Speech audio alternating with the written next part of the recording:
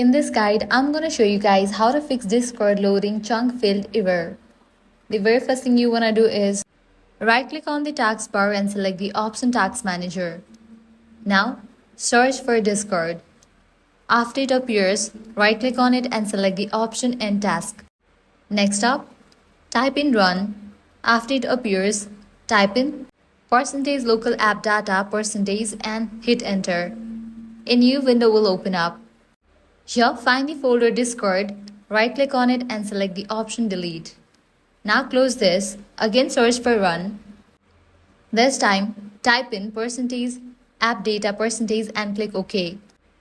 Now here, find the Discord folder, right-click on it and select the option Delete.